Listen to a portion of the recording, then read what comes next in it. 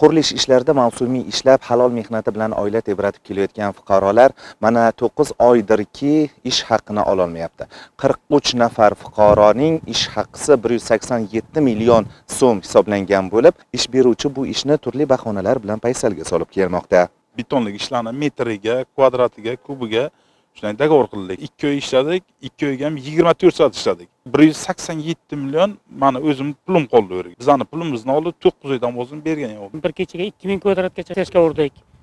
Shuncha mehnatini endi avoga ketibdi. Buxoro viloyatining Shofirkon tumanida yashovchi bu fuqarolar Navoiy viloyatining Tomdi tumani Tomdibuloq mahallasi hududidagi korxonada qurilish ishlarini bajargan. Ammo tadbirkor ishchilar mehnat haqqini bermayapti. Masala yuzasidan qator tashkilotlarga murojaat qilgan fuqarolar rad javobini olmoqda.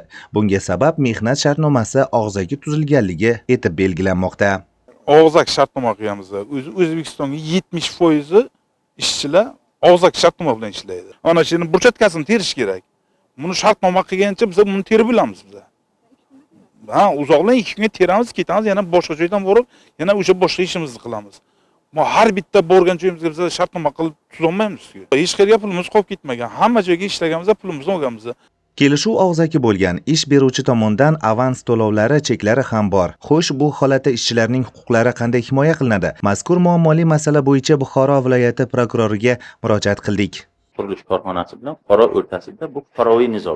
Demak, fuqarolik sudiga o'sha yozilgan qog'oz bor, deyapsiz. Agar haqiqatan shu ishni bajargan, shuncha miqdordagi ish haqqi berilishi kerak edi, shunchasini bermay, shunchasi qoldi, qanchadir miqdorda qolgan qismini isbotlab bera olsa, o'sha qog'oz, hujjat yoki so'zi yoki gapi bilan to'lab qo'ydi deb qaror chiqardi.